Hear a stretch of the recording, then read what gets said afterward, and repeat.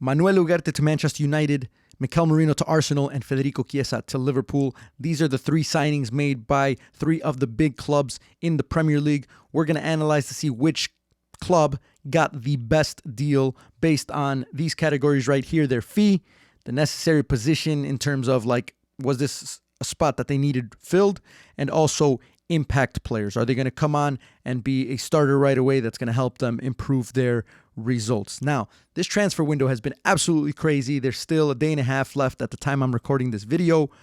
I think there's still some surprises coming our way, and I do feel like it's shaping up to be the most entertaining transfer window in recent years. But as of right now, these are the three top signings by these clubs. We're going to start with the fee. It's crazy. Nowadays, 13 million euro is what you would pay for Coach Javi with a torn Achilles. Honestly, like $13 million is 5 minutes in a conversation on negotiations nowadays. So being able to pay that much money for, or that little amount of money for Federico Chiesa, a player who was in his prime just a few years ago and is still extremely young he's a man who's barely entering his prime. So he still has time. I know he's been injury prone. I know he's had he had a big ACL injury in 21, 22. So those are the question marks, and I believe that's why his price tag is at 13 million. But as I was talking to Georgie, you can't go wrong with 13 million for a player that is probably just going to come off the bench but give you a spark and has the qualities that Federico Chiesa has. 37 million for Mikel Merino. This one gets a little bit more complicated because we're going to talk about which position he fills based on the Arsenal setup, who's he going to replace, and how Mikel Arteta is going to work that all around. But 37 million definitely is a price that you're paying for someone that you believe is going to be either a starter for sure, or is going to play a lot of minutes off the bench, or because you might have some injuries or whatever, but he's going to play a lot of minutes. Okay, Manuel Ugarte, 60 million is a price tag that you're definitely paying for a starter, someone who's going to come in right away and take that spot. So, are these prices pretty fair? Are they pretty accurate?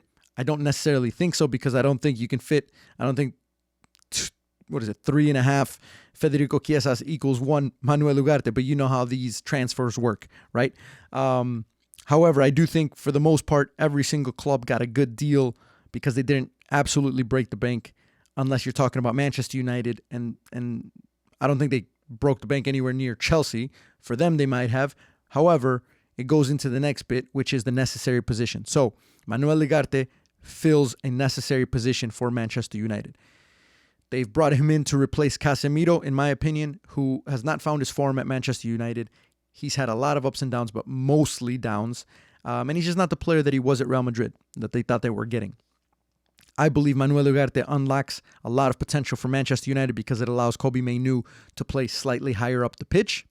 Probably brings Bruno Fernandes back into that midfield. And then when you have a trio of Manuel Ugarte, Kobbie Mainoo, and Bruno Fernandes in the midfield, I think Manchester United are now back in the top four, or at least in contention for the top four. So was it a necessary position? Absolutely. It was one of the positions that Manchester United really needed to spend money on. Mikel Merino. This is a tough one because I'm not sure exactly where he fits in, and I'm not sure what Arteta's plan is. Do you play with 2 6s? Because you could play with Declan Rice and Mikel Merino. And then, obviously, Odegaard is not going to lose his position. So then, does that push Kai Havertz higher up the pitch?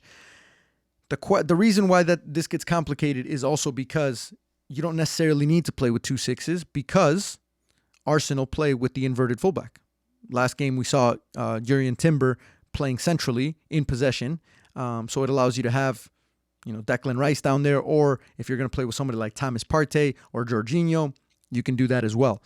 So I think the issue is Mikel Merino is not a true 6. He's more of an 8.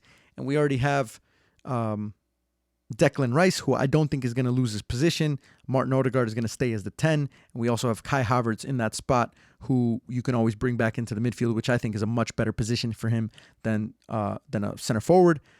And like I said, with the transfer window almost about to close, we wonder if Arsenal are going to pick up a striker, in which case the whole setup gets complicated. So is it a necessary position? I don't think it's absolutely necessary. I definitely think it's going to help, and I'm curious to see what Arteta is going to do and how he's going to bring Mikel Merino in, but there's definitely going to be a little bit of a shift in midfield for Arsenal. Federico Chiesa. Is it a necessary position for Liverpool? Absolutely. Everyone right now is distracted by the fact that they probably need another center back and they need a 6. They tried to get Zubimendi. It didn't work out. They had to move on. I don't think that Liverpool panic buys by any sense. But if you really look, you don't have a single true winger as a replacement for Luis Diaz or Mo Salah. You have Gakpo, you have Nunez. Those are the only 2 players that I can think of, and both of them traditionally play as a number 9. So Federico Chiesa for 13 million to come off the bench to replace Salah or Luis Diaz, I think is a steal. And I think he's a player who's going to give you a spark coming off the bench. He's going to be a bit of a game changer, especially when the game is maybe a little bit more stretched out or Liverpool need to get a goal or come back from behind. So, necessary position, absolutely, because you definitely need some players on the bench who are going to be able to fill spots that you currently don't have on the bench. And then lastly, are they an impact player? So, Manuel Ugarte, definite yes. He's an impact player for Manchester United. He's going to come in right away.